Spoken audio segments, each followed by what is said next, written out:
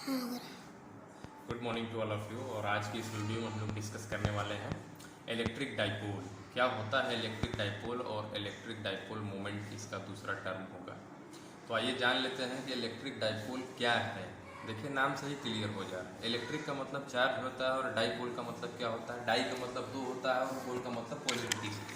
ठीक है, तो नाम से यहाँ पे क्लियर हो जा रहा है कि भाई डाई मतलब दो चार्ज होगा, दो चार्ज की वजह से जो पोलरिटी हमें मिलेगी उसी को क्या कहेंगे, इलेक्ट्रिक डाइपोल कहेंगे। ये तो हमारे समझने के लिए हो गया, लेकिन आप एग्जाम में कैसे लिखेंगे। एग्जाम में ऐसे लिखेंगे, electric dipole consist of two equal and opposite charges and are separated by small distance apart. It consist electric dipole.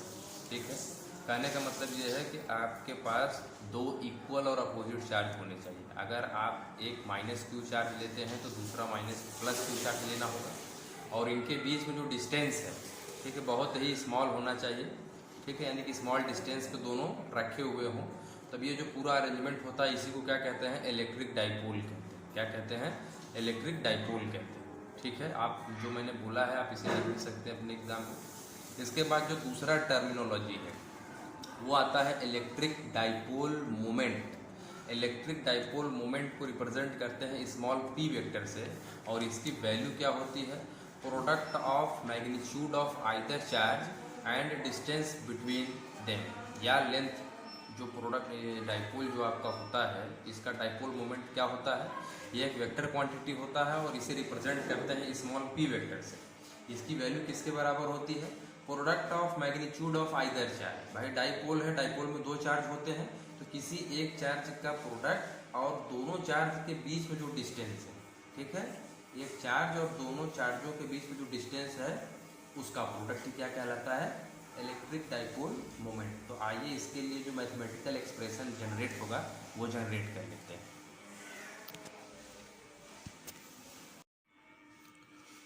तो हम लोग क्या पढ़ने वाले हैं, इलेक्ट्रिक डाइपोल मोमेंट के लिए मैथमेटिकल एक्सप्रेशन डिराइव करने वाले हैं। तो यहाँ क्या लिखेंगे, electric dipole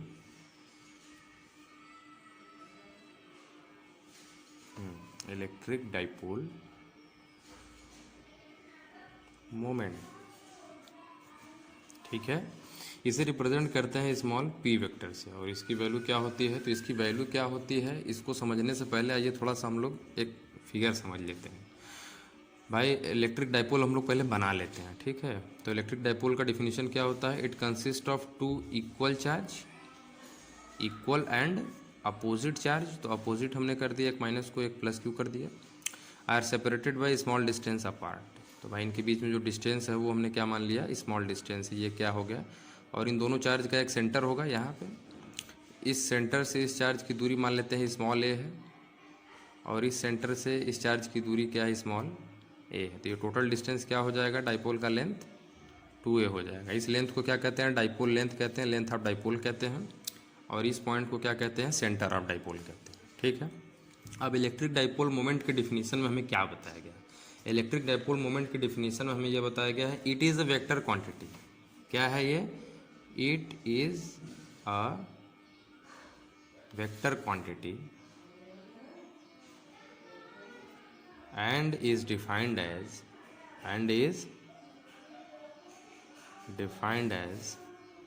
the product of magnitude of, ध्यान दीजिएगा, magnitude of either charge कहने का मतलब ये है दोनों में से कोई एक चार्ज, क्योंकि दोनों चार्ज क्या होते हैं, बराबर होते हैं। Magnitude of either charge and distance between them, distance between them. तो कहने का मतलब ये है कि भाई जो इलेक्ट्रिक डाइपोल मोमेंट होता है वो किससे रिप्रेजेंट किया जाता है, स्मॉल p वेक्टर से, और एक वेक्टर क्वांटिटी होती है तो इसके ऊपर p वेक्टर लिख देते हैं, और इसकी वैल्यू जो होती है वो किसके बराबर होती है, प्रोडक्ट ऑफ आइदर चार्ज। लेकिन कंडीशन ये है कि उसका आप मैग्नीट्यूड लें, क्या लेंगे, मैग्नीट्यूड लेंगे। तो यहाँ पे माइनस क्यू है, यहाँ पे प्लस क्यू, कोई एक चार्ज आप कंसिडर कर लीजिए, Q into distance between them है, तो डिस्टेंस क्या है, 2a है। यही क्या होता है, एक्सप्रेशन होता है, मैथमेटिकल एक्सप्रेशन होता है इलेक्ट्रिक डाइपोल मोमेंट के लिए। और ये जो पी वेक्टर है ना, आप देख रहे हैं, जाहिर सी बात है कि जो इलेक्ट्रिक डाइपोल का ये मोमेंट जो है ये एक वेक्टर क्वांटिटी है, तो इसका भी तो कोई डायरेक्शन होगा। इसका जो डायरेक्शन होता है वो इलेक्ट्रिक फील्ड के ठीक अपोजिट होता है। हमने आपको प्रॉपर्टीज़ ऑफ इलेक्ट्रिक फील्ड में बताया था कि इलेक्ट्रिक फील्ड का जो डायरेक्शन होता है वो कहाँ से कहाँ होता है, पॉजिटिव से निगेटिव की तरफ होता है, यानी पॉजिटिव चार्ज से निगेटिव चार्ज की तरफ होता है, ये इलेक्ट्रिक फील्ड का डायरेक्शन होता है। लेकिन जो आपका इलेक्ट्रिक डाइपोल मोमेंट का डायरेक्शन होता है वो इसके ठीक अपोजिट होता है, यानी कि इलेक्ट्रिक डाइपोल मोमेंट वेक्टर का जो डायरेक्शन होगा वो निगेटिव से पॉजिटिव के तरफ होगा। इस बात को अपने ध्यान में रखिएगा। अब हम लोग क्या करने वाले हैं कि भाई जब आप देख रहे हैं कि आपके पास एक इलेक्ट्रिक डाइपोल है और चार्ज भी है, तो जाहिर सी बात है कि इसके इर्द गिर्द इलेक्ट्रिक फील्ड की वैल्यू होगी कुछ न कुछ। जब इलेक्ट्रिक फील्ड की वैल्यू होगी तो किन किन पॉइंट पर क्या क्या होगी, तो पहले हम लोग क्या करेंगे, इसके जो है कि एक्सियल पॉइंट पर कैलकुलेट करेंगे। एक्सियल पॉइंट मतलब एलोंग द लाइन, ठीक है। उसके बाद दूसरे टर्मिनोलॉजी में हम लोग कैलकुलेट करेंगे ऑन द इक्वेटोरियल लाइन, यानी कि इस लाइन पर, ठीक है। तो बारी बारी इसी तरीके से एक और स्पेशल केस आएगा, उसको भी हम लोग डील करेंगे। तो आइए पहले वाले पॉइंट को डील करते हैं, ठीक है। तो क्या लिखेंगे, electric field intensity on the equatorial line of electric dipole. क्या लिखेंगे, electric field intensity on equatorial, पहले इक्वेटोरियल करना करके हम लोग किसका कर लेते हैं, एक्सियल का कर लेते हैं। Axial line of electric dipole, electric dipole, ठीक है। मतलब कहने का ये है कि अगर हमारे पास कोई एक इलेक्ट्रिक डाइपोल हमें दे दिया जाता है, मान लेते हैं इस तरीके से कोई एक ए बी नाम का इलेक्ट्रिक डाइपोल दे दिया जाता है, और जो पॉइंट ए है यहाँ पे कैसा चार्ज है, माइनस क्यू, तो जाहिर सी बात है कि इलेक्ट्रिक डाइपोल है तो यहाँ पे कैसा चार्ज होगा, प्लस क्यू हो जाएगा। और ये डाइपोल है तो आपको बताया गया है कि इसके ठीक सेंटर पे क्या होता है, इसका एक फिक्स्ड सेंटर होता है।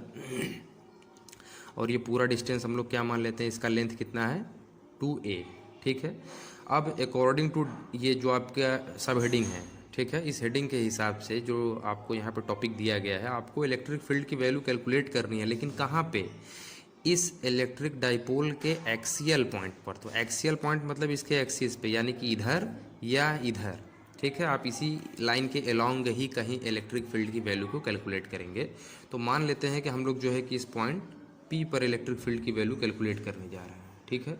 तो पॉइंट P पर जो इलेक्ट्रिक फील्ड की वैल्यू हम लोग कैलकुलेट करेंगे, तो इस पॉइंट P का इस डाइपोल से जो डिस्टेंस होगा उसे हम लोग क्या मान लेते हैं, स्मॉल r मान लेते हैं। क्या मान लेते हैं, स्मॉल r मान लेते हैं, ठीक है।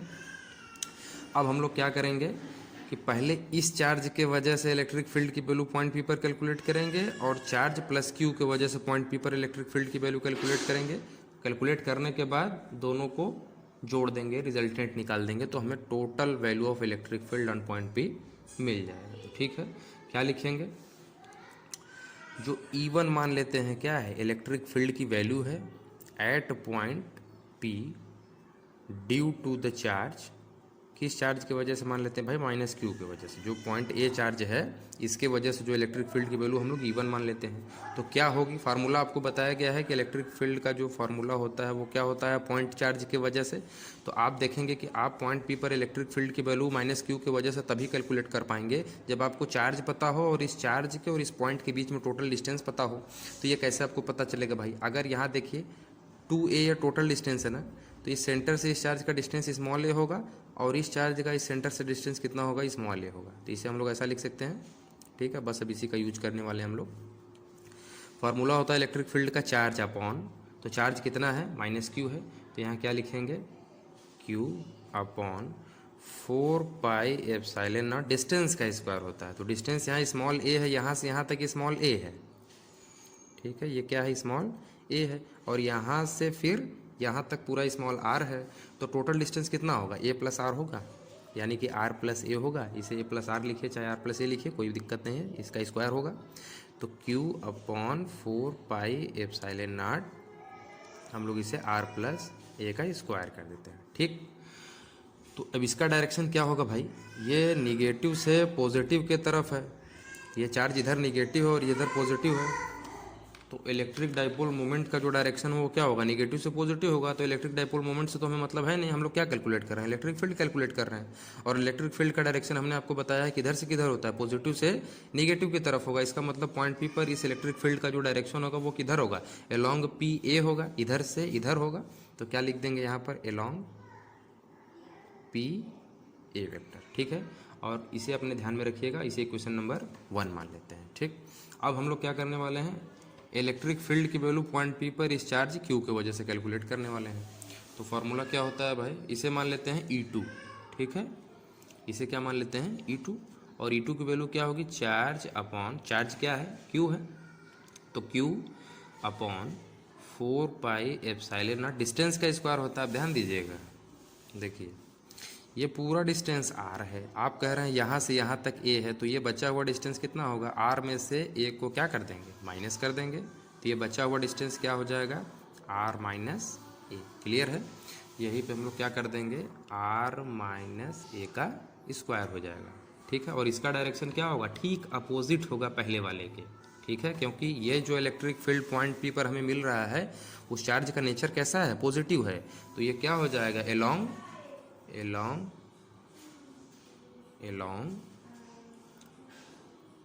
ए पी वेक्टर, ठीक है। अब अगर हमें रिजल्टेंट निकालना हो, resultant value of electric field, तो आप देख रहे हैं कि एक जो E1 आपका था वो एलॉन्ग पी ए है, यानी कि इधर से इधर है। और जो E2 है, इलेक्ट्रिक फील्ड E2 है, वो जो है कि AP है, यानी कि इधर से इधर BP के अलॉन्ग है, इधर से इधर है, ठीक है। तो जो रिजल्टेंट इलेक्ट्रिक फील्ड होगा वो क्या होगा, डायरेक्शन अपोजिट होने की वजह से क्या हो जाएगा, माइनस करना पड़ेगा हमें। तो resultant electric field will becomes, resultant electric field E की जो वैल्यू होगी वो क्या हो जाएगी भाई, माइनस करना पड़ जाएगा हमको, E2 में से E1 को माइनस कर देंगे क्योंकि डायरेक्शन क्या है, अपोजिट है। तो E vector is equal to, E2 की वैल्यू आप कैलकुलेट कर चुके हैं और E1 की भी वैल्यू कैलकुलेट कर चुके हैं। E2 की वैल्यू क्या है, Q upon 4 pi epsilon naught R minus A का स्क्वायर है, तो यहाँ पे हमने R माइनस ए का स्क्वायर पुट कर दिया। और E1 की वैल्यू क्या है, सेम है, Q upon 4 pi epsilon naught. और आप E1 की वैल्यू क्या कैलकुलेट किए हैं भाई, देखिए R प्लस ए का यहाँ होल स्क्वायर, बाकी सब सेम। तो यहाँ पे क्या है, R प्लस ए का होल स्क्वायर, ये पुट कर सकते हैं। अब हमें कुछ नहीं करना है, बस इसे सॉल्व कर देना है, ठीक है। तो जब इसे सॉल्व करेंगे तो देखिए क्या हो जाएगा, E2 ये रिजल्टेंट E है, तो यहाँ E vector is equal to, देखिए Q अपन 4 पाइप सालेनाट इसमें भी है, Q अपन 4 पाइप सालेनाट इसमें है, तो ये मेंबर क्या हो जाएगा, कॉमन हो जाएगा, ठीक है। तो हम लोग क्या कर लेंगे, इस मेंबर को कॉमन कर लेंगे। तो जब ये बाहर आएगा तो यहाँ पे क्या लिख सकते हैं, Q upon 4 pi epsilon not, under bracket क्या हो जाएगा, 1 अपन R माइनस ए का होल स्क्वायर हो जाएगा। और ये आपका क्या हो जाएगा, यहाँ माइनस है तो माइनस लिख देंगे, यहाँ 1 बचेगा, अपान यहाँ क्या हो जाएगा, R प्लस ए का होल स्क्वायर, इसे लिख सकते हैं। उसके बाद अब क्या हो जाएगा, इसे और थोड़ा सा सॉल्व कर दिया जाए। E vector is equal to Q upon 4 pi epsilon naught, देखिए यहाँ पे क्या ले लेंगे, एलसीएम ले लेंगे दोनों का। तो एलसीएम जब लेंगे तो यहाँ क्या लिखेंगे, R माइनस ए का होल स्क्वायर, R प्लस ए का होल स्क्वायर।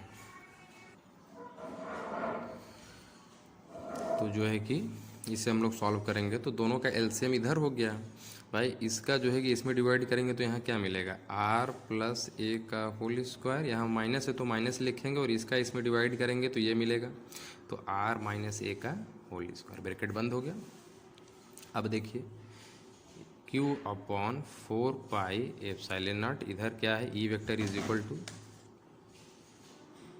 यहाँ पे क्या हो जाएगा, इसको हम लोग सॉल्व कर देंगे। आप देख रहे हैं ये प्लस बी का होल स्क्वायर है, तो ये हो जाएगा R स्क्वायर प्लस ए स्क्वायर प्लस 2ER, क्या हो जाएगा, 2AR हो जाएगा, ठीक है। यहाँ माइनस है तो यहाँ माइनस लिख देंगे। देखिए R स्क्वायर यहाँ प्लस में आएगा, लेकिन माइनस में गुणा होने की वजह से ये R स्क्वायर हो जाएगा। क्या हम लोग ऐसे कर लेते हैं, नहीं आपको दिक्कत होगी समझने में। ये ए स्क्वायर फार्मूला क्या होता है, माइनस बी का होल स्क्वायर, तो यहाँ क्या हो जाएगा, प्लस ए स्क्वायर माइनस 2AB होता है तो 2AB, ठीक है। ये तो यहाँ माइनस 2RA हो गया, और अपन ये पूरा सेम मेंबर यहाँ पे लिख दिया गया, ठीक। इसके बाद क्या किया जाएगा, इस माइनस का मल्टीप्लाई अंदर कर दिया जाएगा। ये देखिए पूरा मेंबर यहाँ सेम लिखा गया है। आर का माइनस का मल्टीप्लाई इसमें होगा तो माइनस आर स्क्वायर, इसमें होगा तो माइनस ए स्क्वायर, और इसमें होगा तो प्लस 2ar हो जाएगा। और आर माइनस ए का होल स्क्वायर यहाँ है और आर प्लस ए का होल स्क्वायर यहाँ है। आर स्क्वायर से आर स्क्वायर कट जाएगा, ए स्क्वायर से ए स्क्वायर कट जाएगा, 2ar है जुड़ जाएगा तो क्या मिलेगा, E is equal to Q upon 4 pi epsilon naught, और यहाँ जुड़ेगा तो क्या हो जाएगा, 2ar मिलके 4, तो ये 2r मिलके क्या हो जाएगा, 4ar हो जाएगा। और r माइनस ए का होल स्क्वायर है यहाँ पर, और ये क्या है, r प्लस ए का होल स्क्वायर है। जिसे हम लोग ऐसा लिख सकते हैं, देखिए ध्यान से आप क्या करने वाले हैं हम लोग, E is equal to Q का मल्टीप्लाई इसमें हो जाएगा 4ar में, तो इसको हम लोग ऐसे लिखेंगे 4ar इंटू क्यू, ऐसा लिख सकते हैं। अपॉन नीचे क्या है, 4 पाई एप्सिलॉन नॉट है, और r माइनस ए है, r प्लस ए है, तो इसे हम लोग ऐसा लिख सकते हैं r minus A into R plus A, दोनों का होल स्क्वायर कर सकते हैं, चूँकि दोनों पर स्क्वायर है तो यहाँ ऐसे होल स्क्वायर लिख सकते हैं। और E इज इक्वल टू क्या हो जाएगा, इस 4 को 2 के मल्टीपल में लिख देते हैं, क्या कर देते हैं, 2 के मल्टीपल में लिख देते हैं, ठीक है। तो यहाँ क्या हो जाएगा 2a, और ये जो 2 बच रहा है इसे हम लोग यहाँ लिख लेते हैं 2a into are into Q कर लेते हैं, और नीचे क्या हो जाएगा 4 पाई एप्सिलॉन नॉट हो जाएगा। ये देखिए ध्यान से, a minus B into A plus B है, तो आप जानते हैं minus B into A plus B का फॉर्मूला क्या होता है, A square minus B square, तो ये क्या हो जाएगा R square minus A square का होल स्क्वायर, ठीक है, ऐसा लिख सकते हैं। अब आप ध्यान से देखिए, अभी आपने पढ़ा था क्या, p vector is equal to क्या होता है, 2a into Q, dipole moment की वैल्यू। तो यहाँ से देखिए क्या है, 2a इंटू क्यू, ये है इसमें, तो इसके जगह पे हम लोग p लिख देंगे, क्या लिख देंगे, p लिख देंगे। तो E vector is equal to क्या हो जाएगा, 2r है, तो यहाँ पे 2r लिखेंगे, इंटू इसके जगह पे क्या कर देंगे, p वेक्टर लिखेंगे, upon 4 pi epsilon naught R square minus A square का होल स्क्वायर। ये एक्सप्रेशन होता है इलेक्ट्रिक फील्ड के लिए on the axial line of electric dipole, ठीक है। इसके बाद अब ये क्या हो जाएगा, इसमें एक स्पेशल कंडीशन ये है कि अगर ये जो आपका r है वो ग्रेटर देन 2a हो जाता है, ठीक है, यानी कि r की जो वैल्यू है, ये वैल्यू, ये जो r की वैल्यू है वो 2a की तुलना में बहुत ज़्यादा हो जाए। ये कब होगा, जब ये पॉइंट पे बहुत दूर सिचुएट किया जाए, ये बहुत दूर से रखा जाए, ठीक है। तभी इस केस में भाई जो 2a होगा वो r की तुलना में नेग्लिजिबल हो जाता है, क्या हो जाता है, नेग्लिजिबल हो जाता है। तो जहाँ जहाँ इस इक्वेशन में a होगा तो हम उसे गायब कर देंगे, ठीक है, चूँकि 2a जब नेग्लिजिबल होगा तो a तो और छोटा होगा। तो यहाँ से हम लोग क्या लिख सकते हैं, E vector is equal to 2p को आगे कर दे रहे हैं 2pr, ठीक है, upon 4 pi epsilon naught R square, और यहाँ पे a को निगलेक्ट कर रहे हैं तो आर स्क्वायर का मल्टीप्लाई 2 में होगा तो r के पावर 4 होगा, अभी आगे लिखेंगे हम लोग। तो ये हो जाएगा 2pr upon 4 pi epsilon naught R के पावर 4, ऊपर एक r है नीचे r के पावर 4 कट जाएगा तो क्या मिलेगा, 2pr upon 4 pi epsilon naught R cube. ये एक्सप्रेशन होता है value of electric field on the axial line of electric dipole. तो इसे आप कैसे लिखेंगे, ये फाइनल रिजल्ट आपका क्या आया, अगर r की वैल्यू ग्रेटर देन 2a होती है तब इस केस में जो इलेक्ट्रिक फील्ड की वैल्यू हो वो क्या हो जाती है, वो आपकी हो जाती है 2p vector upon 4 pi epsilon naught R cube, ठीक है, यही एक्सप्रेशन होता है। अब दूसरे वीडियो में हम लोग पढ़ेंगे value of electric field on the equatorial line due to electric dipole.